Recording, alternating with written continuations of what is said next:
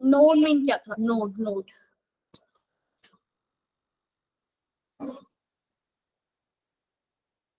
किसी ने बताया? मैंने सुना नहीं भाई। नोड, हाँ वंदना बताइए। नोड मीन्स क्या था? मैम वो वाला रीजन जहाँ पर डेंसिटी फॉर्मेशन की प्रोबेबिलिटी ऑफ प्रोबेबिलिटी फाइंडिंग ज्यादा इलेक्ट्रॉन थी। ज्यादा थी। Vanshika? Ma'am full negative zero probability होती ज्यादा है। थी। जीरो हो जाती है। The yes region ma'am, where probability of finding an electron become zero. Zero. ठीक है भाई याशिका, उस रीजन को मैं बोलती यस हूँ मैम। ये। ठीक है भाई तनीषा, उसको बोलती हूँ कि वो क्या है? नोड है आपका। अब आपने यहाँ पर हमने ग्राफ में देख लिया था कि जो हमारा 1s का ग्राफ था, 1s, उसके अंदर हमें ये Sai square probability of finding electron और किसका बनाते हैं? रेडियस का बनाते हैं। हमने बनाया था तो हमें कैसे दिखा था ग्राफ? कुछ ऐसा था, एक भी नोड नहीं था। जैसे जैसे आप रेडियस से दूर जाते जा रहे हो, आपकी प्रोबेबिलिटी ऑफ फाइंडिंग इलेक्ट्रॉन कम होती जा रही है। ग्राफ याद रखना, एग्जाम में आ जाते हैं। और ठीक इस तरीके से ये साई स्क्वायर और आर का बनाया था 2s के लिए, तो हमें एक नोड जो था वो मिल गया था इसके अंदर, है ना? एक नोड था, एक नोड आ गया था। और ये नोड का निकालने का फॉर्मूला क्या था? Total number of node n-1। 2 value है तो एक नोड आपका यहाँ पर आ गया था। अब ये और s की वैल्यू, अगर मैंने बताया था नोड को हमने दो पार्ट्स में डिवाइड किया, रेडियल नोड और एंगुलर नोड। और ये नहीं बताया था कि रेडियल क्या होता है और एंगुलर क्या होता है। जैसे कि नाम से ही पता चल रहा है भाई, रेडियल मीन्स क्या? सर्कुलर के, सर्कुलर अराउंड। जैसे कि ये आपका एस है, तो इसके जो हमने 1s के लिए बनाया, तो हमें एक भी कोई नोड नहीं मिला था। डॉट डॉट डॉट से दिखाना चाहूँ तो ये सारे electron, probability of finding electron, मतलब इलेक्ट्रॉन यहाँ भी हो सकता है, यहाँ भी हो सकता है, यहाँ भी हो सकता है। मैंने बनाया कि ये एरिया जो है क्या हो सकता है आपका? प्रोबेबिलिटी क्या हो सकती है? हाँ, इस रीजन में फाइंडिंग इलेक्ट्रॉन जो होती है ज्यादा हो सकती है 1s के लिए। तो ये क्या हो गया आपका? Radial node. रेडियल नोड अभी इसमें नहीं आया। 2s के अंदर अगर आपने किया तो ये तो अगर आपका बीच में न्यूक्लियस है बच्चे, और एक आपका इलेक्ट्रॉन की प्रोबेबिलिटी यहाँ ज्यादा हो सकती है, और उसके बाद एक दूसरी जगह हमें फिर मिल रही थी। एक बार एक नोड आ गया, मतलब क्या हो गया? रीजन खाली हो गया और दूसरी जगह फिर आ गई। एक मिनट बताती हूँ। एक नोड आया था ना इसमें बीच में, कुछ नहीं पता। 2s निकाला था हमने, नंबर ऑफ रेडियल नोड कितने आए थे हमारे पास? 1 की 0? रेडियल नोड निकालने का फॉर्मूला किसी को पता क्या था? n-l-1 किसके लिए था? रेडियल नोड के लिए, अगर तुमने लिखा हो तो। और एंगुलर नोड क्या था? जो वैल्यू आपकी l की है वो आपका एंगुलर नोड। 2s के अंदर l की वैल्यू 0, तो एंगुलर नोड तो हो गया आपका 0।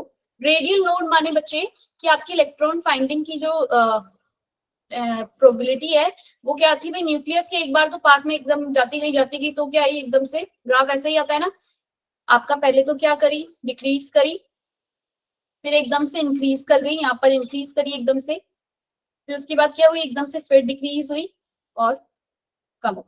ये क्या बता रहा है आपको भाई? पहले तो क्या हुई यहाँ पे? डिक्रीज डिक्रीज, और एकदम से फिर क्या हो गई यहाँ पे? प्लेन, कुछ नहीं है, इंक्रीज हो गई यहाँ पे, और फिर क्या हुई दोबारा से यहाँ पर? उसके बाद तो फिर नीचे कमी हो गई, डिक्रीज हो गई। बात समझ में आई? ये आपका जो है ये एरिया, ये वाला एरिया जिसको मैंने एरो से शो किया, ये क्या है आपका? नोड। कौन सा नोड? Radial node. क्योंकि ये सर्कुलर जो आपका एरिया है उसके अराउंड जो खाली जगह आपको मिली, मतलब जहाँ पे इलेक्ट्रॉन की प्रोबेबिलिटी नहीं है फाइंड आउट करने की, वो एरिया क्या हो गया आपका? नोड। बात समझ में आई? रेडियल नोड मतलब कि क्या?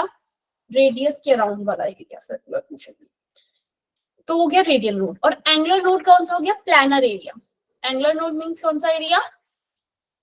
एंगुलर मीन्स अगर मैं एक्स एक्सिस और वाई एक्सिस प्लेन की बात करूं, प्लानर वाले एरिया की, वहां पर वो वाला एरिया जहां पे इलेक्ट्रॉन फाइंड आउट करने की टेंडेंसी 0 हो गई, वो आपका क्या हो जाता है?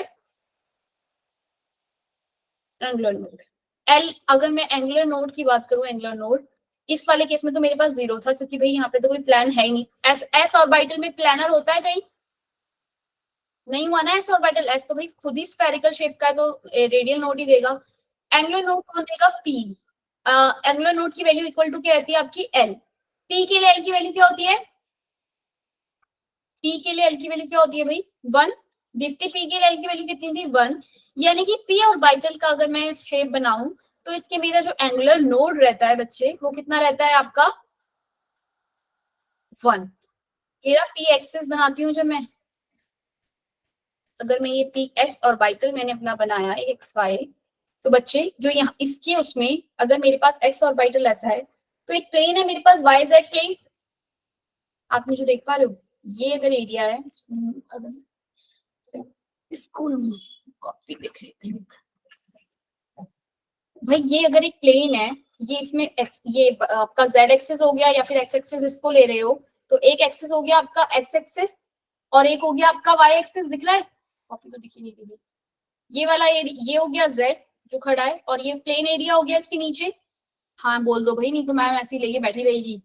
Yes ma'am. समझ में आया? प्लेन, एक तो प्लेन एरिया और एक ऊपर से इसके 3D शेप के उसमें देखो नीचे एक्स और वाई प्लानर एरिया है और उसके ऊपर नीचे जो परपेंडिकुलर है वो उसका तीसरा एक्सिस हो गया, ठीक है ना, 3 कोऑर्डिनेट एक्सिस। तो जो एक प्लेन एक्सिस है वो क्या हो गया, वो तो खाली है, उसमें तो इलेक्ट्रॉन, इसके जो ये वाला एरिया है वाई और जेड वाला, देख रहे हो प्रोबेबिलिटी ऑफ फाइंडिंग इलेक्ट्रॉन कहां पर है, एक्स एक्सिस पे ही है ज्यादा।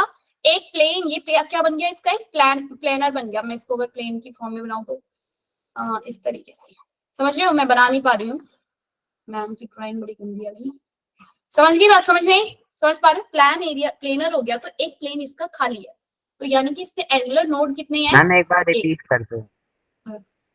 अमरीश बड़ी मुश्किल से तो मैंने समझाया और एक गंदा सा डायग्राम बनाया, तुम कह रहे हो रिपीट कर दो। बच्चे एंगुलर नोड माने जो ये आपका प्लानर एरिया है, ना याद आ रहा हो ना समझ में आया हो तो सिर्फ याद रख लो, एंगुलर नोड प्लेनर रीजन जहां पर इलेक्ट्रॉन की प्रोबेबिलिटी कम है, और एंगुलर नोड की वैल्यू जो होती है वो क्या होती है, ज्यादा दिमाग मत लगाओ भाई, 1 होती है। एग्जाम में कोई वो ऐसे ऐसे करके करने को थोड़ी बोलेगा, सिंपल से क्वेश्चन पूछेगा एंगुलर नोड की वैल्यू बताओ, अगर डी ऑर्बिटल होगा तो 2 हो जाएगी, है ना, डी के लिए एल की वैल्यू कितनी होती है 2। इसके अंदर एक एक्सेप्शन है, वो क्या, डी जेड स्क्वायर जो होता है ना, डी जेड स्क्वायर, उसके अंदर जो होता है एंगुलर नोड वो 0 होता है, कायदे से होना तो क्या चाहिए था 2, लेकिन आपका जो भी डी एक्स वाई है, डी वाई जेड है, यही थे 5 ऑर्बिटल हमारे इसके अंदर, d x y, y z, x z, d x square, d x square, y square, यही थे 4 ऑर्बिटल, एक 5वां था डी जेड स्क्वायर। इसके लिए एंगुलर नोड 0 होता है, क्यों भाई इसके लिए 0 क्यों होता है, क्योंकि आप इसमें देखोगे, इसी के लिए ये सब समझा रही थी मैं, इसकी जो शेप है ना वो ऐसी होती है, एक तो डी जेड पे, ये जेड है, ये वाई है और आपका एक्स एक्सिस एक पीछे है ना, तो डी जेड पे एक ऑर्बिटल होता है, और जो दूसरा ऑर्बिटल है ना इसका, दूसरा ऑर्बिटल मतलब जो दूसरा जो डंबल है इसका, वो पता है कहां पर है, प्लेन रीजन में है, बात समझ में आई, मैं अगर इसको बनाना चाहूंगी तो प्लेनर रीजन के अंदर है, जिसे मैं नहीं दिखा सकती इसलिए मैं इसको ऐसे सर्कल करके दिखा देती हूँ। ये मैंने यहाँ पे फिगर लिए थे, इसमें दिखाया था कैसे आपके डी ऑर्बिटल जो है वो अरेंज होते हैं, ये देख रहे हो आप,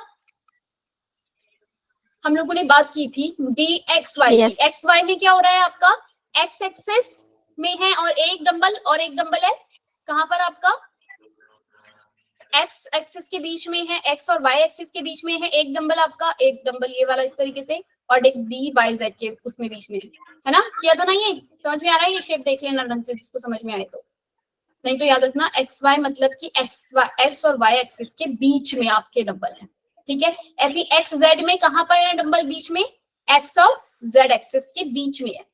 डी जेड स्क्वायर को जरा अगर ध्यान से देख पा रहे हो तो इसे समझने की कोशिश करो 3D के अंदर, 3D के अंदर मतलब कि शेप कैसी है आपकी, एक तो है डी जेड रीजन पे, और जो एक प्लेनर एरिया है ना एक डंबल वहां पर है, समझ में आई बात, कुछ समझ में आया दीप्ति, एक तो आपका जेड एक्सिस पे बना हुआ है और एक आपका एक्स वाई जो प्लेनर वाला रीजन है ना उसको घेरे गया है, तो यानी कि प्रोबेबिलिटी फाइंडिंग इलेक्ट्रॉन जेड तीनों एक्सिस पे, जेड स्क्वायर पे भी है और एक्स वाई पे भी है, तो दोनों पे हो गई, तो इसके लिए इसका एंगुलर नोड होता है वो 0 हो जाता है। बस अगर ना समझ में आया हो, कुछ नहीं आया हो तो सिर्फ याद रख लो 3D शेप के अंदर है, ठीक है, कोशिश करना एक बार, ये शेप है ये जो आ जाएगी आपके पास ये, तो इसको देख लेना अच्छे से एक बार, ठीक है भाई,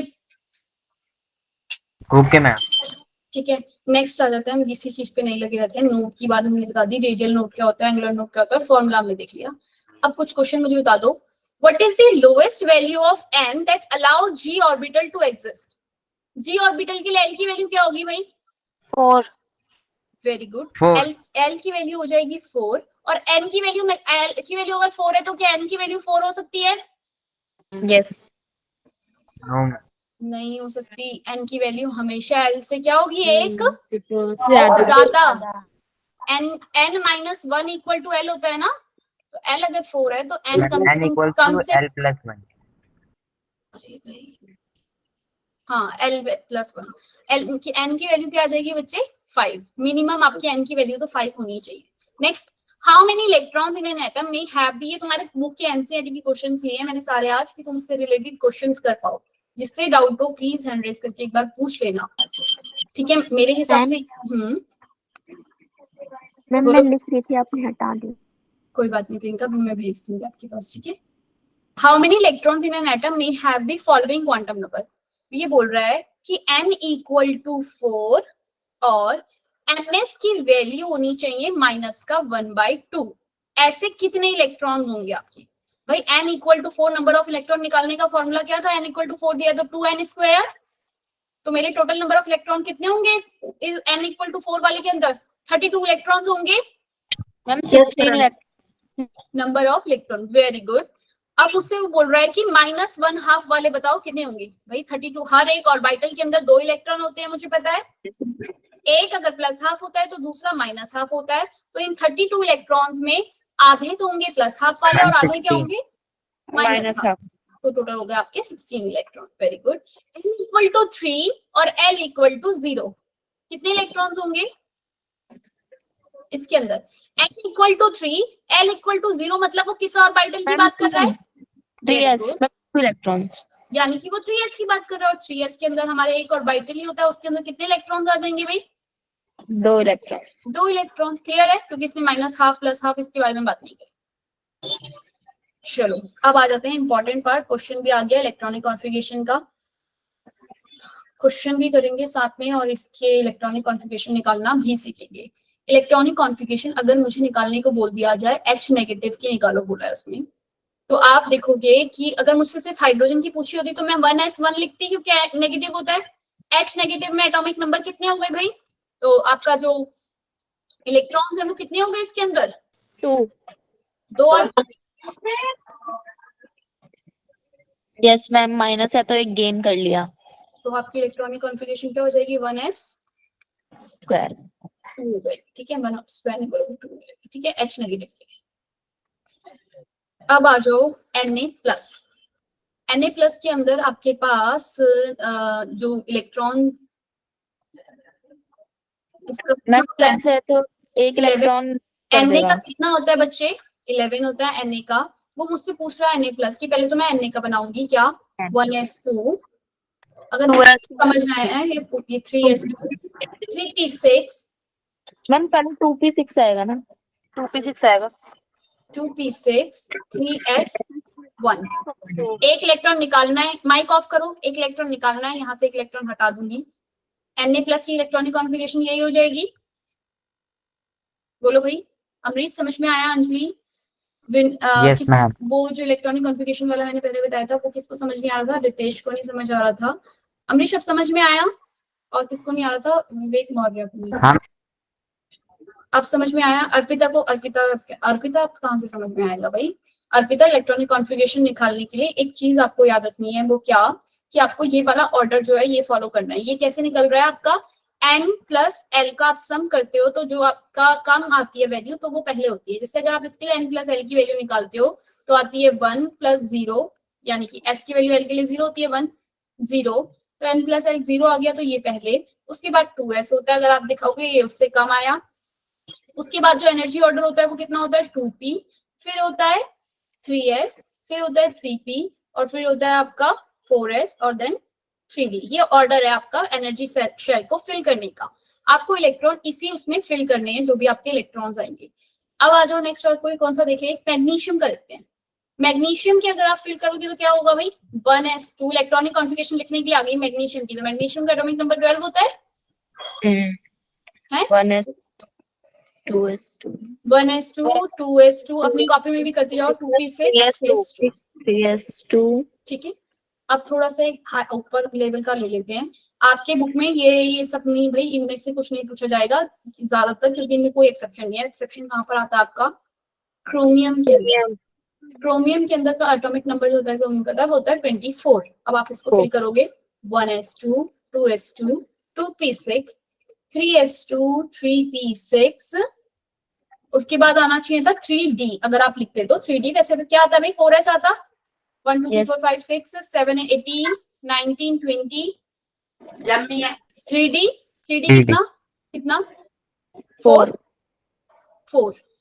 अब आपको देखने से तो लगेगा भाई आनी तो इलेक्ट्रॉनिक कॉन्फ़िगरेशन ये चाहिए थी, तो 24 इलेक्ट्रॉन हो गए पूरे, बोलो भाई अर्पिता हो गए ना 24। Yes ma'am. अब अगर आप देखोगे बच्चे, इसमें इंपॉर्टेंट चीज क्या आ जाती है, जब भी आपका ये D4 है, D5 पे आपका इलेक्ट्रॉन जो होता है अगर आप फिल करोगे तो ये हाफ फिल्ड होता है, और हाफ फिल्ड की 1 2 3 4 5 हाफ फिल्ड की स्टेबिलिटी बहुत ज्यादा होती है। ये क्या करना चाहेगा, अपना स्टेबल पोजीशन पे आना चाहेगा, तो ये जो इसकी इलेक्ट्रॉनिक कॉन्फ़िगरेशन है वो क्या हो जाती है 2s2 2p6 3s2, ये 3p6 और ये 4s से Yes, इलेक्ट्रॉन ma'am. लेके 3D 5 हो 3d5 जाता बना लेता है। ये s से एक इलेक्ट्रॉन ले लेता है, क्यों ले रहा है भाई, क्योंकि हाफ फील्ड वाली जो स्टेज है ये इसकी स्टेबल है, स्टेबिलिटी गेन करने के लिए क्या करेगा 3d5 बनाएगा। बात समझ में आई, दीप्ति को तो समझ में आ गई, अर्पिता मैम बोलो क्या समझ नहीं आया, दीक्षा क्लियर है? मैम हम्म, मैम इसमें पावर लगाई है आपने 2 और 6, ये नहीं समझ में आ रहा। नंबर ऑफ इलेक्ट्रॉन फिल किए हैं बच्चे, अगर तुमने लास्ट क्लास नहीं ली तो भाई ऐसे कैसे समझ आएगा, एक बार नोट्स तो देख लेती आपके पास। अब मुझे पता है भाई नहीं ली थी करके, पी के अंदर आपके 6 ही इलेक्ट्रॉन फिल हो सकते हैं, एस के अंदर आपके एक ऑर्बिटल में 2 ही इलेक्ट्रॉन फिल होते हैं, एस पी आपका ये पी और पी के अंदर आपके 3 ऑर्बिटल होते हैं, ये वाली तो ली थी अर्पिता जिसमें मैंने ये बताया था कि पी शेल है, पी शेल के अंदर 3 ऑर्बिटल है, मतलब एक पी एक्स एक पी वाई और एक पी जेड, और एक ऑर्बिटल में 2 ही इलेक्ट्रॉन होते हैं, तो ये 2 कितने हो गए टोटल 6, तो पी के अंदर सिर्फ 6 ही हो सकते हैं। उसके बाद आता है डी ऑर्बिटल, डी ऑर्बिटल में 1 2 3 4 5 आपके होते हैं, डी के अंदर कितने ऑर्बिटल होते हैं, डी सबशेल के अंदर 5 ऑर्बिटल होते हैं। ये 5 ऑर्बिटल हमने कैसे निकाले थे, अगर आपको पता हो, डी की वैल्यू, डी में एल की वैल्यू होती है 2 और 2l + 1, 5 ऑर्बिटल होते हैं, है ना, और ये 5 ऑर्बिटल कौन कौन से होते हैं, यही वैल्यू होती है आपकी ml की, तो ये 5 ऑर्बिटल है, एक ऑर्बिटल के अंदर 2 आते हैं, 1 2, और इनको फिल करना है हमें हुन्स रूल के अकॉर्डिंग। हुन्स रूल ने क्या कहा था आपको कि सबसे पहले तो हम सबको एक ऐसे फिल करेंगे, बात समझ में आई, हुन्स रूल ने आपको क्या बताया था, याद है, भूल गए, हुन्स रूल ने क्या बताया था कि सबको हम पहले क्या लिखेंगे, उनकी सिंगल ऑक्यूपाइड करेंगे 1 2 3 4 5, उनको सिंगली ऑक्यूपाइड करना है, फिल हो जाए जब एक शेल, जब पूरी सब शेल जो है फिल हो जाएगी, ये पूरा ऑर्बिटल जो तब पेयरिंग करेंगे। उसके बाद पहले इनके जो एक ही स्पिन में, मतलब ये ऊपर है, ये भी ऊपर, ये भी ऊपर, 3 4 5, पहले इस पूरे को भरेंगे पांचों, उसके बाद पेयरिंग करेंगे, अगर छठा आएगा तो 6 7 8 9 10। बात समझ में आई भाई, डी में हम 10 तक भर सकते हैं, ठीक है भाई अर्पिता, पी में 6 तक भर सकते हैं, डी में 10 तक भर सकते हैं। इसलिए जब मैंने क्रोमियम 24 जो मैंने बोला, ये थोड़ा सा एक्सेप्शन था इसलिए बताया, क्रोमियम के ऊपर वाला कोई बता दो, कोई और दूसरा, Fe का देखते हैं, आयरन का कितना होता है 26 होता है, ठीक है भाई, आयरन का देखो भाई कैसे भरोगे आप, 1s2 2s2 2p6, अर्पिता ही समझ में आया पावर क्या हुई है, ये आपको एनर्जी ऑर्डर याद रखना है, पहले 1s है, फिर 2s है, फिर 2p है, फिर 3s होता है, फिर भाई मैं 2d लिख सकती हूँ कभी, ये बताओ मुझे, 2d मैं कभी लिख सकती हूँ, नो मैम, क्योंकि L की वैल्यू D के लिए होती है 2, और L और N कभी भी सेम नहीं हो सकते, तो 2D आपका कभी भी एग्जिस्ट नहीं करेगा, तो 2P के बाद फिर से क्या आ जाएगा 3S 3P 3D, और 3D और 4S में अर्पिता अगर मैं N + L का रूल लगाऊं, N + L रूल कहता है 3D के अंदर अगर वैल्यू देखोगे भाई 3D और 4S में N + L किसका ज्यादा, इन दोनों में 3 और D 3, L की वैल्यू 2, इन दोनों को प्लस करोगे बच्चे तो वैल्यू आएगी 5, तो N + L की वैल्यू आ रही है 5, और इसमें भी N + L की वैल्यू कितनी आ रही है, इसको करोगे तो 4, और S के लिए होती है 0, तो वैल्यू आई 4, तो इन दोनों में पहले कौन आएगा 4S, तो 4S की एनर्जी कम होती है, इसलिए मैं पहले फिल करती हूँ 4S को, देन 3D को, ठीक है भाई। अब अपने इस तरीके से फिल करना, और फिर इसमें इलेक्ट्रॉन फिल करने, ये आपका एनर्जी ऑर्डर हो गया। आपको क्रोमियम के लिए करना है 1 2 3 4 5 6 10 इलेक्ट्रॉन आप फिल कर चुके हो, 12, फिर 6 18, उसके बाद 20, है ना, 3D 6, बात समझ में आई क्या किया आपने? 26 इलेक्ट्रॉन फिल हो गए पूरे, यस मैम। ठीक है। तो ये 26 इलेक्ट्रॉनिक कॉन्फ़िगरेशन हो गई आयरन के लिए। ऐसे ही अगर आपको किसी और के लिए निकालनी है, जो मैं एग्जांपल बता दी, क्रोमियम का एटॉमिक नंबर होता है 24। आप फिल करोगे तो आपकी इलेक्ट्रॉनिक कॉन्फ़िगरेशन आनी तो ये चाहिए थी 1s2 2s2 2p6 3s2 3p में सिर्फ 6 ही आ सकता है, इसलिए मैं बार बार 6 ही लिख रही हूँ। आपके पास होना क्या चाहिए था यहाँ पे 4s, आप पहले s को फिल करते हो ना, तो 4s2 करते तो 3d में आता 4, लेकिन ये 3d 4 है, 3d को सिर्फ एक ही इलेक्ट्रॉन चाहिए था, मतलब एक इलेक्ट्रॉन इसमें होता तो हाफ फिल्ड हो जाता, ज्यादा स्टेबल होता। तो भाई इसकी स्टेबिलिटी गेन करना चाहता है ये, तो इलेक्ट्रॉन जो है वो एटॉम जो है वो अपने मोस्ट स्टेबल स्टेट में रहता है। स्टेबल स्टेट में रहने के लिए वो क्या करेगा, 4s से एक इलेक्ट्रॉन ले लिया इसने, और 3d क्या बन गया अपना 3d 5, इसने s से अपना एक इधर ले लिया। होनी तो कॉन्फ़िगरेशन क्या चाहिए थी, ये वाली, जिसमें आपके पास क्या है भाई 3d 4 में है, लेकिन due to stability, half filled stability क्या हो गई 3d 5 वाली। क्लियर हो गया अर्पिता, दीक्षा, क्लियर है बच्चे? ये वाली इसलिए नहीं होती, ये हाफ फील्ड वाली जो होती है, due to half filled stability, ये वाली इलेक्ट्रॉनिक कॉन्फ़िगरेशन होती है। बाकी सारी चीजें सही चलेगी। फिर एक जगह एक्सेप्शन आएगा कॉपर में। कॉपर का कितना होता है 29, ठीक है। यस अब आप इसको फिल करोगे तो आएगा 1s2, अपने आप करो फिल करके इलेक्ट्रॉनिक कॉन्फ़िगरेशन लिखो 2s2, कॉपी में अपने हाथों से लिखो, जो सुन रहे हैं वो भूल जाएंगे, मैं फिर बता रही हूँ, इसको 2-3 बार लिखते रहोगे पता चल जाएगी कौन सी इलेक्ट्रॉनिक कॉन्फ़िगरेशन किसकी है, कोई इतना टफ नहीं है ये। 1s2 2s2 2p6 3s2 3s2 3p6 4s2 3 10 और ये अगेन 9 अगेन। अब ये फुल फिल होता है ना, 3d जो होता है फुल फिल्ड होता है, किस पे आपका d अगर 10 होता तो आपका ये फुल फिल्ड होता, तो भाई ये, और जो फुल फिल्ड होता तो भी ये स्टेबल होता, तो ये अपनी स्टेबिलिटी गेन करने के लिए क्या करेगा 4s 1 और 3d 10। यस 4s हो जाएगा 1 और 3d हो जाएगा 10, ये दोनों ही 10। एक्सेप्शन है। तो आपके एग्जाम में क्रोमियम और कॉपर से ही इलेक्ट्रॉनिक कॉन्फ़िगरेशन पूछ ली जाती है, ठीक है। अब एक और बात जरा सीखो, अगर मुझे निकालना हो कि मेरे पास मैग्नीशियम 2+ है, एक एल्यूमिनियम 2+ नहीं लिखते, 2+ से कर लोगे ना, 2+2 पहले इसका मैग्नीशियम का बनाना।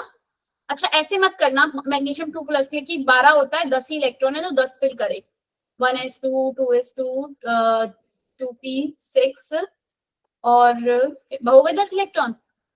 ऐसे मत करना कभी भी, पहले मैग्नीशियम का बनाना उसके बाद फिल करना। अगर मुझे बाय चांस उसने पूछ लिया होता क्रोमियम 2+ का बताओ क्या होगा, तो आपको पता है क्रोमियम का कितना था 24, 2+ के लिए 22 इलेक्ट्रॉन फिल करने हैं, तो आप लिखते 1s2 2s2 2p6 3s2 3p6 हो गए 22, 4s तो यही करते हैं 1 2 3 4 5 6 7 10 नहीं वे भी हो गए। मैम हम इसमें वैसे ही करते हैं ना, जैसे हम पहले जो 9th और 10th में करते थे कि पहले वाले में ऑलवेज भी 2 और फिर उसके बाद आप 8 तक करते रहो, ऐसे इसमें भी होते हैं ना हर एक सबसेल्स के वो रूल्स में। लेकिन यहाँ पे थोड़ा सा अलग है ना। हाँ मैम इसमें थोड़ा सा डिफरेंट है, बट क्या तो हम वैसे ही सकते हैं ना, हाँ जैसे बिल्कुल लास्ट में बिल्कुल, आपने लेकिन अब बोला। आपको इलेक्ट्रॉनिक कॉन्फ़िगरेशन निकालना यही सीखना है। ओके मैम, जैसे मैम लास्ट में 3D है, 3D में 5 से ही स्टार्टिंग होगी और एंड उसका 10 तक ही करेंगे। 5 से का स्टार्टिंग हो रही है, 3D में 1 2 सब आएंगे भाई। नो मैम जैसे आपने बोला ना 3D में अभी मेरे को लेना है तो। हाँ मतलब जब स्टेबिलिटी वाली बात आ गई, जैसे कि 3D 4 है और स्टेबिलिटी आने की बात आ गई कि इलेक्ट्रॉन लेके स्टेबल हो सकता है, तब उस केस में हो जाएगा, और वो सिर्फ क्रोमियम और कॉपर के केस में। हाँ गौरव बोलो। मैम जैसे हमने 9th में 20 तक एटॉमिक नंबर याद करते हैं, अब हमें कहाँ तक करने पड़ेंगे? एटॉमिक नंबर मोस्टली आपको गिवन रहता है, बट फिर भी उसके लिए अब सारी टेबल याद करनी पड़ेगी। अभी हम अगला चैप्टर करेंगे, उसमें पूरी टेबल कैसे याद करनी है वो बता दूंगी। 30 तक एटलीस्ट याद कर लेना। मैम पूरे जितने 118 एलिमेंट पूरे सारा याद करना इस क्लास में, ठीक है। तो बिल्कुल करवाएंगे, अगली क्लास में ही करने, मतलब अगला जो चैप्टर स्टार्ट होगा तब यही करेंगे। अगला चैप्टर में सोच रही हूँ तुम्हारा पहले ये 2 चैप्टर बहुत अच्छे से पक्के कर लो, पक्के वाले पक्के, तुम्हें अच्छे से आते हो, मैम हमारा भी ये जो टेस्ट होगा इसमें यही चैप्टर आएगा। हाँ यही चैप्टर आना है भाई इस बार टेस्ट में। जरा एक बार ध्यान, हाँ बच्चे 1 मिनट अब पढ़ाने दो भाई आगे। Okay ma'am. चलो आगे पढ़ते हैं। ठीक है, हम क्या बोल रहे थे कि इस तरीके से आप इसको 22 फिल कर दोगे। तो ऐसे आप नहीं करना, पहले क्या करना, मैम आपकी आवाज नहीं आ रही। क्या हो गया मेरी आवाज को? भूमिका आवाज नहीं आ रही? आ रही क्लियर है। 1s2 2s2 2p6 3s2 3p6 4s1 3d5 आपको इसमें ऐसे फिल करा था हमने भी क्रोमियम के लिए, हाँ है ना? क्रोमियम के लिए यही फिल करा था ना मैंने आपके, बोलो भाई। Yes ma'am. ठीक है, तो अब आपको क्रोमियम अगर 22 इसमें अगर भरना हो तो क्या करोगे आप निकालोगे इसमें से इलेक्ट्रॉन बाहर निकलेंगे भाई। 3d5 वाला तो पहले नहीं देगा, पहले कौन देगा? 4s निकाल लेगा अपना इलेक्ट्रॉन। तो इलेक्ट्रॉनिक कॉन्फ़िगरेशन बच्चे क्या हो जाएगी? 1s2 2s2 2p6 3s2 3p6 4s एक 4s, अगर ये क्रोमियम प्लस बच्चे यहाँ पे आ गया ना, क्रोमियम प्लस, तो अगर आप फिल करते तो आप यहाँ ये 23 इलेक्ट्रॉन होते हैं यहाँ पर, अगर तो आप अगर इसको फिल करते तो बच्चे आप क्या करते? अगर आपने यहाँ क्रोमियम में तो 24 होता है, ध्यान से सुनना इस बात को, क्रोमियम में तो 24 होता है, आप कहते क्रोमियम प्लस में 23 है, तो आप इलेक्ट्रॉनिक कॉन्फ़िगरेशन ये वाली कर देते, करते ना, यही करते, एस में पहले बढ़ते फिर 3d3 में बढ़ते। लेकिन आपको ऐसे नहीं करना, पहले आपको किसकी लिखनी है इलेक्ट्रॉनिक कॉन्फ़िगरेशन? क्रोमियम की लिखी, क्रोमियम की इलेक्ट्रॉनिक कॉन्फ़िगरेशन लिखी 4s1 3d5 होती है। अब आपको एक इलेक्ट्रॉन निकालना है, एक इलेक्ट्रॉन भाई 5, ये डी तो अपना देगा नहीं, उसके पास तो स्टेबिलिटी है, देगा? 3d5 तो भाई एकदम पक्के से बता हुआ है, स्टेबल, हाफ फील्ड स्टेबल है, सबसे ज्यादा स्टेबल होता है।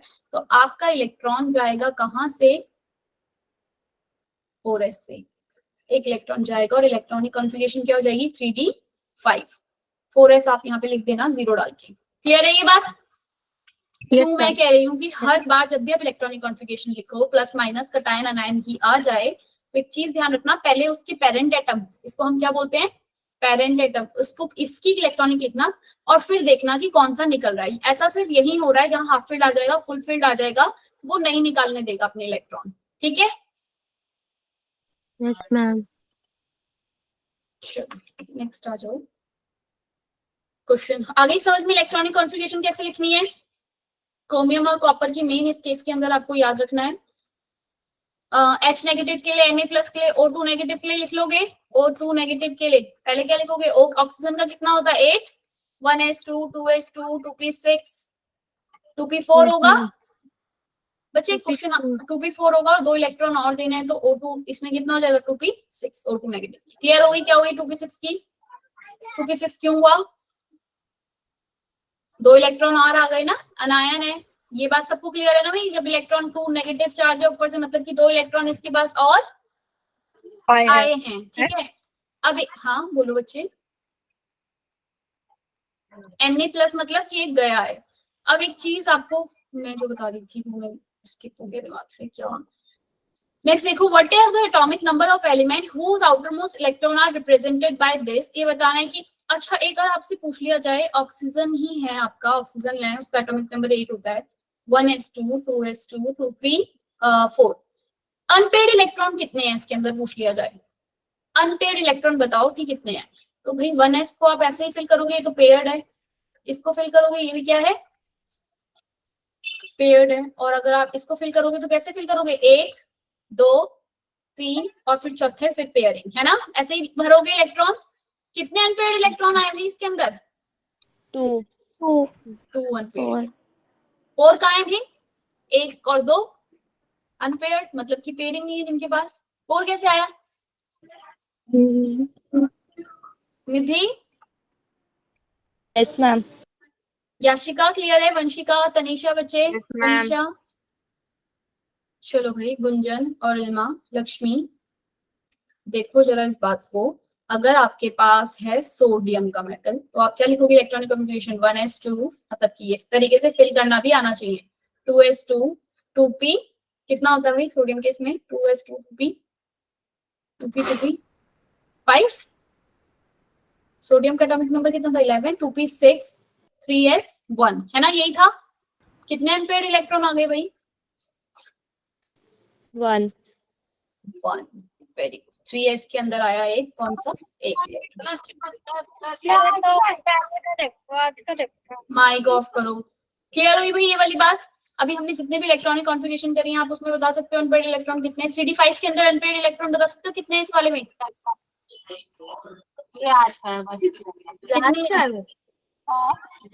5.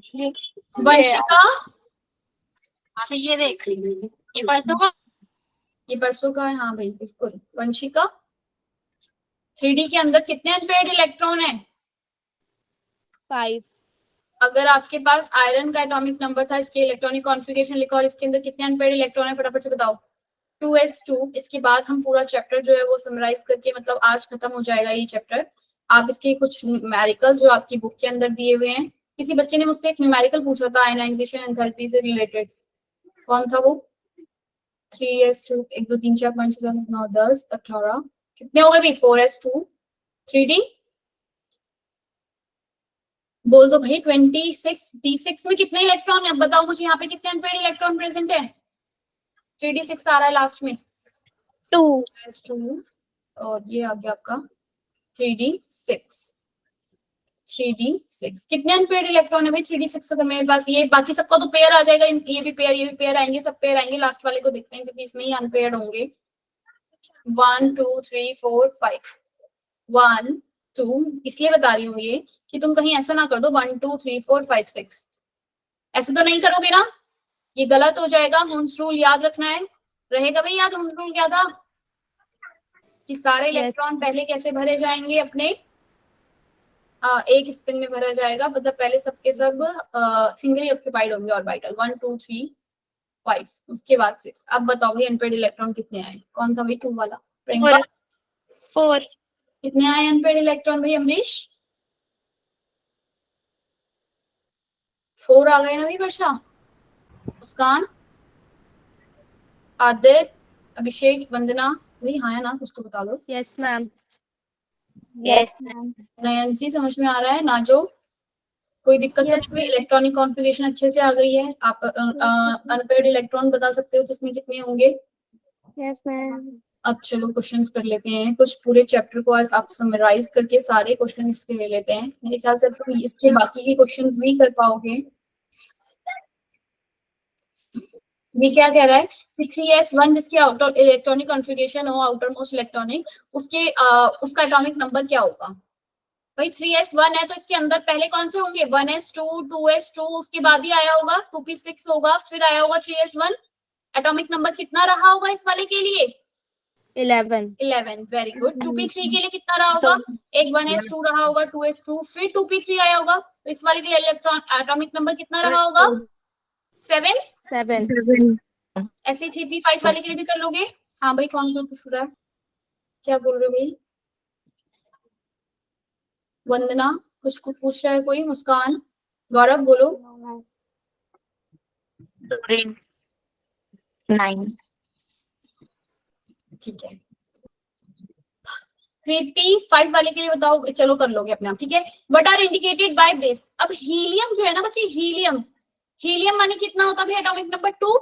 तो हीलियम को उसने 1s2 की जगह 1s2 लिखने की जगह हमने क्या लिख दिया है? हीलियम। नियॉन का जो होता है वो कितना होता है बच्चे? 18 होता है। नहीं 18 कितना होता है? नियॉन का एटॉमिक नंबर कितना होता है?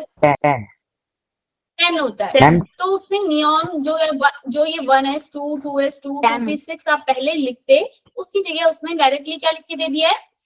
नियॉन। क्लियर है? विच एटम इंडिकेट, अब इसने मुझे बोला है कि कौन सा एटम ये इंडिकेट कर रहा है। ये तो तुम तभी बता सकते हो जब तुम्हें क्या बताओ, सबके एटॉमिक नंबर बताओ। इसका एटॉमिक नंबर 3 आ रहा है, इसका एटॉमिक नंबर कितना आ रहा है? 15, क्योंकि ये 10 होते हैं और ये 5 ही हो गए 15। और इसका एटॉमिक नंबर कितना आता है? ऑर्गन का कितना होता है? 18 21 स्कैंडियम। बिल्कुल, वेरी गुड भाई। लिथियम ये इसका होता है 15, फास्फोरस का 21 स्कैंडियम। ठीक है। ऐसे ही करके 30 तक याद कर लेना एटलीस्ट, हो जाएंगे क्वेश्चन। नेक्स्ट आओ, using sp_d notation describe the orbital of which quantum number? इसका कौन सा है? 1s, ये कौन सा है? 3p L 1 होता है भाई और 3 है। ये कौन सा है 4D, ये कौन सा है 4F है ना, 4D। अरे लास्ट वाला ये वाला 4F है ना। N की वैल्यू 4, L की वैल्यू 3, Yes, N की वैल्यू M4 3 होती है F के लिए। अब आ जाते हैं थोड़े से अपने जो बुक के अंदर के क्वेश्चंस थे, बाकी के जो अच्छे वाले क्वेश्चंस हैं पूरे, थोड़े से उनको भी कर लेते हैं। जो अभी तक आप जितना भी आपने पढ़ा है उसका एक सार अगर दे दूं मैं आपको, एक तो क्वांटम मैकेनिक मेरे ख्याल से बहुत अच्छे से तुम्हें आ गया होगा, क्वांटम मैकेनिक का ये वाला पार्ट। हालांकि क्वांटम मैकेनिक बहुत वाइड है, तुम्हें सिर्फ नोड निकालना आ गया होगा, एन और एल अगर गिवन है, इलेक्ट्रॉनिक कॉन्फ़िगरेशन निकालना अच्छे से आ गया होगा, है ना। Yes, yes ma'am. N Yes, n ma'am. M l की वैल्यू पूछ ली जाए क्या है तो बता सकते हो आप। अगर पूछ लिया जाए l n Yes. Equal to 3 है, एम एल की वैल्यू बताओ कितनी होंगी।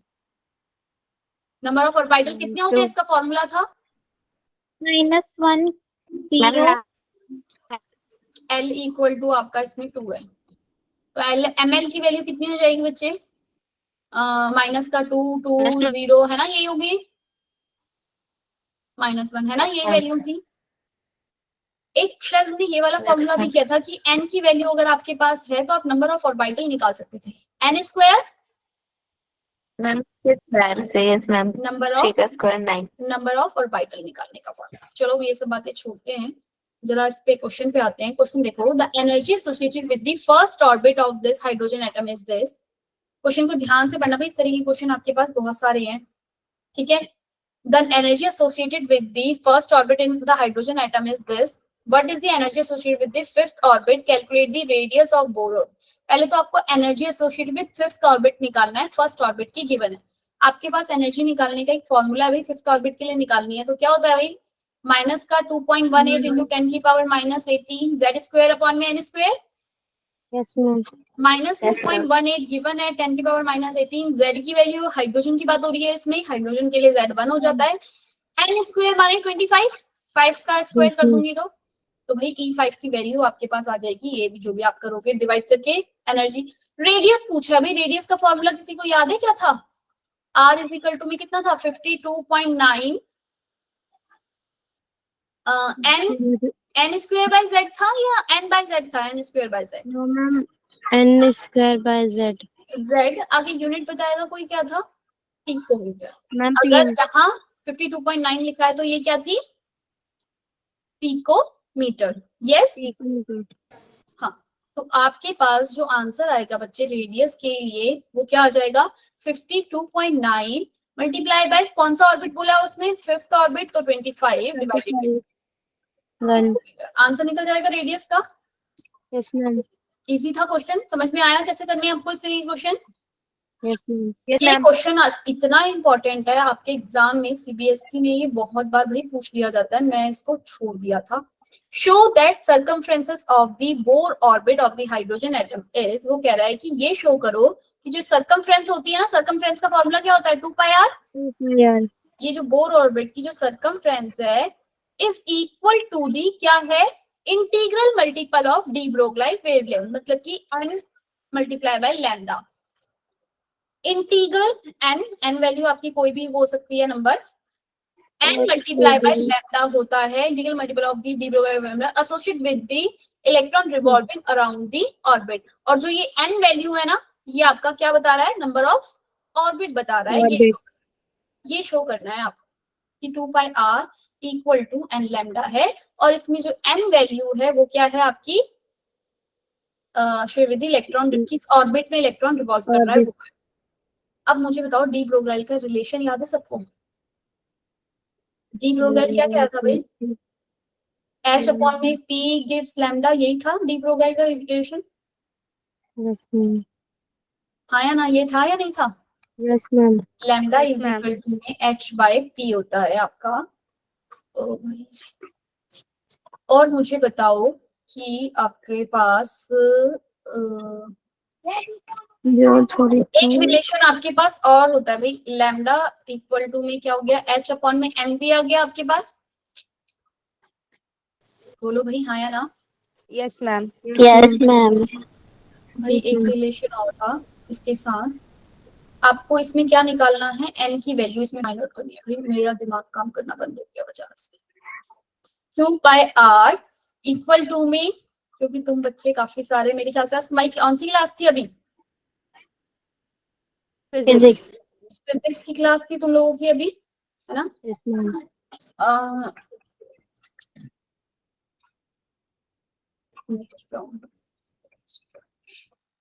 तुम लोग बच्चे बहुत वो कर रहे हो, ड्रॉप मतलब जा रहे हो, तो तुम लोग समझ नहीं आ रहा इसलिए जा रहे हो, या चीजें इजी चल रही हैं इसलिए ड्रॉप आउट, मतलब या फिर नेट चलना बंद हो गया है कि भाई 2 क्लास के बाद नेट ऑफ हो जाता है? मैम एक के बाद ही खत्म हो जाता है। खत्म हो जाता है 1 क्लास के बाद? Yes ma'am. मैम तो फिर तुम लोगों ने वाईफाई नहीं लगवाया अभी तक? भाई मैम गांव तो में कहाँ वाईफाई लगेगा? गाँव में जा रखे हो तुम? मैम गांव में है ना हम तो। अरे तुम गाँव में हो, सभी बच्चे थोड़ी होंगे। किस किस के घर में वाईफाई है, जरा हैंड रेज करना। कितने बच्चे हैं तुम में से जिनके घर में वाईफाई लगा हुआ है?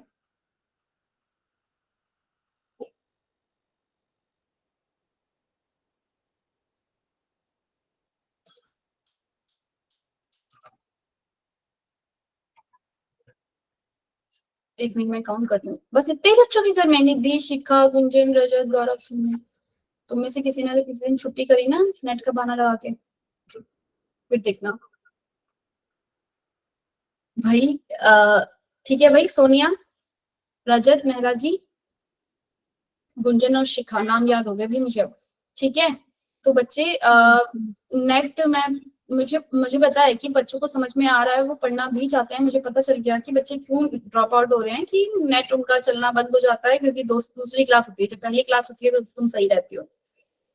तो इसके लिए भाई एक ही सॉल्यूशन है कि आप लोग अपने घर में नेट लगवा लो वाईफाई से, मतलब वाईफाई आपको सस्ता पड़ेगा। और मैं आपको बता रही हूँ, अगर अवंती से आप रेगुलर क्लास लोगे, ट्यूशन की जरूरत नहीं पड़ेगी। जिस पैसे को तुम ट्यूशन लगवाने में लगाने वाले थे, उससे आप अपना नेट लगा लो घर में, ताकि अभी तो आ जाओगे ना, अभी जो गांव में भी है वो घर आ जाएंगे ना, उसके बाद की बात कर रही है। तो मैम हाँ, मैम सुबह भी मीटिंग होती है क्या? सुबह भी क्या होती है? मैम मेरी ना सुबह की क्लासेस कर सकते हो आप टाइमिंग? अभी नहीं है सुबह क्लासेस भाई, अभी अभी स्कूल खुल जाएंगे फिर कहोगे शाम को करो। स्कूल नहीं जाओगी कभी? मैम अभी तो 1 मंथ है ना मैम। मैम बहुत दिक्कत होती है यहाँ पे, शाम को नहीं नेट नहीं चलता, सुबह एकदम अच्छे से चलता है। देखते हैं अभी कुछ दिनों बाद। बच्चे कह रहे हैं सुबह हमारी इंग्लिश की क्लासेस स्टार्ट होने वाली है, इंग्लिश कोर्स स्टार्ट होने वाला है। यस मैम, कल से है। तो मैम मेरा ही शिफ्ट कर दो सिर्फ एक में। ऐसे नहीं हो सकता, एक ही बैच है बच्चे, यही बैच है। और जो मतलब, और वैसे भी 11th क्लास के सारे बैच अभी इवनिंग में ही चल रहे हैं। चलो ठीक है, अभी पढ़ते हैं, पहले आगे करते हैं इसको और फिर बात करती हूँ इस बारे में आपसे। MVR इक्वल टू में भाई, MVR एक रिलेशन और था, MVR इज इक्वल में ओरिजिनल, मुझे याद नहीं आ रहा वो ये था। देखो तुमसे बात करके याद आ गया। MVR इक्वल टू NH2 पाई, ये पढ़ा था ना भाई हमने। और बोर का मॉडल था, बोर ने क्या बोला था कि जो आपका MVR एंगुलर मोमेंटम है जो घूम रहा है जिस ऑर्बिट में, उस ऑर्बिट का जो एंगुलर मोमेंटम है वो इक्वल टू होता है किसके? NH2 पाई के। n क्या है इसमें? नंबर ऑफ ऑर्बिट आपका, यही बोला था ना इसने। Yes ma'am. अब यहाँ पर बच्चे, क्या मैं ये mv की जगह h बाय लैम्डा लिख सकती हूँ? mv equal to h by lambda, ऊपर डी ब्रोगल के रिलेशन से mv equal to h by lambda लिख सकती हूँ। कौन से रिलेशन से? डी ब्रोगल ने जो दिया है उसके रिलेशन से। तो मैं इस वाले mv की जगह क्या लिख दूंगी? h by lambda. क्लियर हुई बात? NH2 पाई, आया ना? Yes ma'am. अब देखोगे आप, h से h कैंसिल हो गया, बचा क्या? 2 pi r equal to n lambda. यही प्रूफ करना था हमें। Yes ma'am. भाई एग्जाम में क्वेश्चन आ जाए तो सिर्फ और सिर्फ 2 बातें याद रखना, और एग्जाम में भूलना मत। जहां पे लिख दिया जाए कि बोर की जो n ऑर्बिट है वो इंटीग्रल वाला, ये आपका n लैम्डा इक्वल टू होता है टू सर्कमफ्रेंस के, इसको प्रूफ करके बताओ। तो इसके लिए 2 इक्वेशन, 2 फॉर्मूले सिर्फ याद रखने हैं। इस वाले चैप्टर में सिर्फ फॉर्मूले हैं। MVR इक्वल टू NH2 पाई, एक ये याद रखना है आपका। बोहर ने जो दिया था कि बोहर ने कहा था angular momentum of orbit equal to होता है number of orbit multiply by H2 pi. ठीक है, ये वाला। और एक याद रखना है डी ब्रोगाइल का रिलेशनशिप, जो कि होता है लैम्डा अपॉन में h बाय mv। जो इसमें mv की वैल्यू निकल कर आ रही है वो क्या की मैंने, mv की value equal to h by lambda लिख सकती थी। इस mv h बाय लैम्डा को मैंने फर्स्ट इक्वेशन जो बोहर का एंगुलर मोमेंटम वाला था वहां पे रखा। क्लियर हो गई भाई, nh 2 पाई कैंसिल हो गई, h से h बचा क्या 2 पाई r इंटू r कहाँ गया इसका, r किस तरफ था, r कहाँ चला गया भाई, मैम एच MBR है ना, अच्छा क्योंकि आपने MV की जगह तो रख लिया R 2 pi by n lambda equal to n lambda. Clear है भाई, ये प्रूफ करना था, एग्जाम में 2 नंबर का क्वेश्चन आता ही आता है, फिर मत कहना मैंने बताया नहीं था। ठीक है, नेक्स्ट क्वेश्चन देखो, what is the transition of hydrogen spectrum would same wavelength as the Balmer series and equal to 4 to 2 of helium spectrum.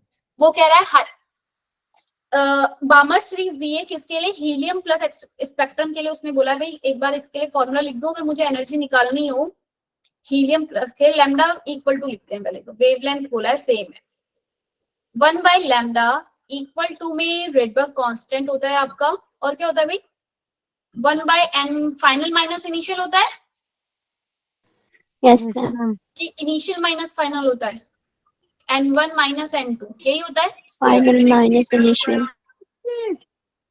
अरे भाई ये होती है भाई, यही होती है ना भाई, yes ma'am. Yes ma'am. Yes, ma'am. n1 पहले आता है 2 पहले आता है, बताओ पहले मुझे मैम N1 माइनस n2 होता है, क्या, n1 माइनस n2 होता है ठीक है मैम, 1 माइनस 2। ठीक है 1 माइनस 2 मैंने इसको करा। उसने मुझे बोला है कि हीलियम के लिए तो वैल्यू आपका जो है वो सेम, जो लैम्डा इसकी आएगी ना वैल्यू, वही लैम्डा वैल्यू आपकी हाइड्रोजन के लिए भी है। इसमें एक और टर्म यूज होती है यहाँ पे, जेड स्क्वायर भी होता है ना भाई, जेड नो स्क्वायर, मैम, अरे भाई Z square होता है। जेड स्क्वायर, एनर्जी का हमने इतनी बार करा है ना, एनर्जी से ही तो आ रहा है ये लैम्डा, अगर देखा जाए तो हमने इतनी बार किया -2.18 10 की पावर -18 जेड स्क्वायर अपॉन में n स्क्वायर है ना, तो ये energy a h c y lambda करके ही तो निकल रही है, ये टर्म निकल रही है आपकी सारी, तो भी जेड स्क्वायर साथ में लगा हुआ है, ध्यान देना। ठीक है, ये फॉर्मूला है आपका। तो वो कह रहा है कि जो वेवलेंथ का जो ये फॉर्मूला, ये जो आई है वैल्यू जो आई है, जो इसका लैम्डा वैल्यू निकल कर आएगी किसके लिए, हीलियम के लिए, वही सेम वेवलेंथ निकल रही है हाइड्रोजन के लिए। तो मुझे बताओ हाइड्रोजन में ट्रांजिशन कहां से कहां हो रही हो, मतलब n1 क्या होगा उसमें और n2 क्या होगा ये बताना है। तो पहले तो मैं हीलियम के लिए लैम्डा कितना निकल कर आ रहा है वो देख लेती हूँ। अच्छा मैं सारी वैल्यू को रख के नहीं निकालूंगी क्योंकि मेरे पास जो होगी वैल्यू बाद में क्या हो जाएगी, वो कटने ही वाली है। कितना बोला है उसने भी, 4 से 2 में गया है, R Rydberg constant, z square helium के लिए कितना होता है भाई 2 का स्क्वायर, n1 कितना है 4 स्क्वायर माइनस n2 कितना है 2 स्क्वायर। इसको सॉल्व करोगे आपके पास कितना आ रहा है भाई 1 by lambda equal to R H 2 का स्क्वायर। आप इसको सॉल्व करोगे 16 और 4 और इसको कर दोगे 4 मल्टीप्लाई बाय 4 में से 4 माइनस किया, माइनस का 3।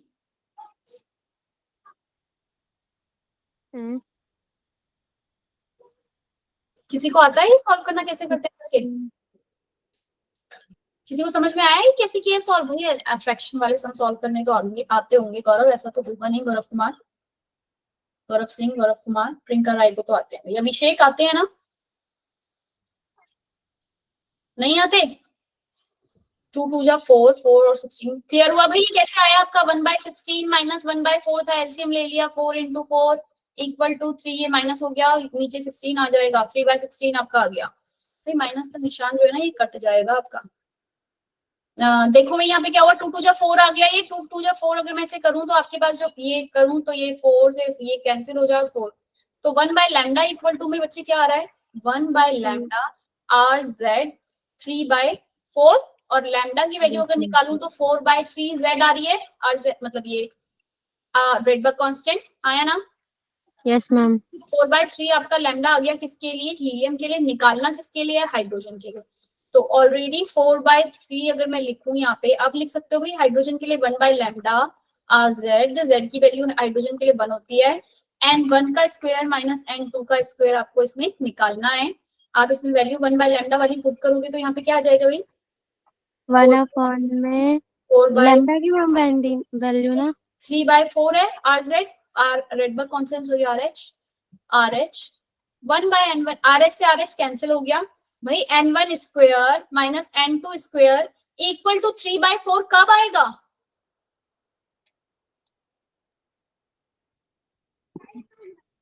इक्वल टू 3/4 ये कब आएगा? ये जो वैल्यू है माइनस करके इक्वल टू 3/4 कब आएगी बच्चे? अगर आपको वो मेथड लगाना पड़ेगा, ये 1/1 कर दो एक बार, इसको 2 ले लो, आ रहा है 2 2 जा 4 माइनस 1 3/4 आ रहा है माया ना? हाँ मैम। आ रहा है ना आपका 3/4 आंसर। यानी एक तो आपका रहेगा N1 जो रहेगा वो 1, क्या रहेगा आपका 2। क्लियर है? चलो भाई माइक ऑफ रखो अपने। ये क्वेश्चन भी मेरे ख्याल से हो जाएगा। कैलकुलेट दी एनर्जी बतानी है। आयनाइजेशन एनर्जी बच्चे, आयनाइजेशन एनर्जी का मतलब होता है, इस वाले को मैं करवाती हूँ आयनाइजेशन से रिलेटेड, ये किसी ने मुझसे पूछा भी था। आयनाइजेशन मतलब कि आपका जो इलेक्ट्रॉन है वो क्या होगा, अपने जिस भी ग्राउंड स्टेट से कहाँ पे चला जाएगा, इनफाइनाइट में। ठीक है भाई किरण, इलेक्ट्रॉन अपनी ग्राउंड स्टेट से कहाँ चला जाएगा, इनफाइनाइट में। जैसे हम निकालते हैं ना E5 से E2 में गया, जो एनर्जी चेंज आया। आयनाइजेशन एंथैल्पी माने कौन सी आयनाइजेशन एंथैल्पी, की इलेक्ट्रॉन जो है इनफाइनाइट से अपनी ग्राउंड स्टेट से कहाँ चला गया है, इनफाइनाइट, मतलब फाइनल वो बाहर निकल गया एटम से। बात समझ में आई Priyanka? Yes ma'am. Mike on क्यों कर रही हो, बंद करो, वरना क्लियर है। ई इनफाइनाइट माइनस E1 आपका निकलता है किसके लिए, आयनाइजेशन एंथैल्पी। जब भी आपसे पूछी जाए ई इनफाइनाइट माइनस E1 आप करते हैं। अब ये मुझे बोला how much energy is required to ionise a hydrogen atom if electron occupy 5th orbit. मतलब कि इलेक्ट्रॉन अगर 5th ऑर्बिट में है तो उसकी आयनाइजेशन एनर्जी बतानी है। तो delta E is equal to E infinite minus EF5 5th orbit में, क्योंकि वो ग्राउंड स्टेट में नहीं है। उसके बाद बोल रहा है कि कंपेयर भी करना है किसके साथ, अगर 1st ऑर्बिट में होता तो क्या रहता। पहले तो 5th ऑर्बिट का निकालूं, आयनाइजेशन एंथैल्पी कितनी रहेगी अगर इलेक्ट्रॉन 5th ऑर्बिट में है। भाई इसका तो 0 आ जाएगा इनफाइनाइट वाले के लिए, और इसके लिए वैल्यू आ जाएगी माइनस का 2.18 × 10⁻−18। एक काम करते हैं, इतने बड़े को मल्टीप्लाई करने की जगह हम ना इलेक्ट्रॉन वोल्ट वाली वैल्यू ले लेते हैं। थी ना इलेक्ट्रॉन वोल्ट वाली एक हमारे पास 13.6 Z² में N² मतलब 25 से इसको डिवाइड कर दोगे आप, आया ना, Z की वैल्यू बनी है। 5th पूछा है, कितना आएगा आंसर, जल्दी बताओ फटाफट से। 13.6 डिवाइडेड बाय 25 कितना आ रहा है, 13.6 डिवाइडेड बाय 25 इसने किया भाई सॉल्व, 0.544 आ रहा है, 44 वोल्ट इलेक्ट्रॉन वोल्ट। ठीक है, ये आ गया आपका E5 के लिए। और E1 के लिए अगर आप वैल्यू निकालते भाई ग्राउंड स्टेट के लिए वैल्यू कितनी आती है, E इनफाइनाइट माइनस E1 करते कितनी आती, 13.6। बोलो भाई, ये प्लस हो गया, ऐसे ये भी प्लस हो जाता, कितनी आती, 13.6 वोल्ट होती है इलेक्ट्रॉन वोल्ट। भाई याद है, भूल गए, 13.6 इलेक्ट्रॉन वोल्ट थी ना वैल्यू।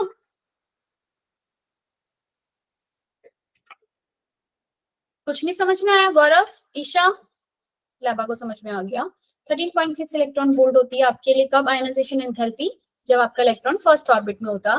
यानी कि अगर आपका इलेक्ट्रॉन कंपेयर करने के लिए बोला तो कंपेयर करके लिख दो भाई, यानी कि अगर इलेक्ट्रॉन 5th ऑर्बिट से आयनाइजेशन एंथैल्पी में निकाल रही हूँ तो उसकी कम लगेगी, आयनाइजेशन एंथैल्पी क्या लगेगी उसमें, कम लगेगी एज कंपेयर टू जब मैं उसे 1st ऑर्बिट से रिमूव कर रही हूँ। ठीक है, अंजलि बोलो बच्चे। अब मेरे ख्याल से ये सारे क्वेश्चन तुम अपने आप कर लोगे, ठीक है भाई। और ये क्वेश्चन अब ये सारे तुम्हारे डीपीपी के मान लो, इनको सॉल्व करने हैं अपने आप, कर लोगे। 3 ही क्वेश्चन है ये क्वांटम से, आया ना, मैंने इंपॉर्टेंट क्वेश्चंस थे वो करवा दिए, बस आपको रिलेशन याद रखना है, फॉर्मूलेज याद रखने हैं और उसी से सॉल्व करना है। ठीक है, ओके मैम। चलो जो क्वेश्चन आज करवाए हमने एक बार दोबारा रिपीट करके देखना। आज के लिए क्लास को यहीं पे एंड करते हैं, ठीक है।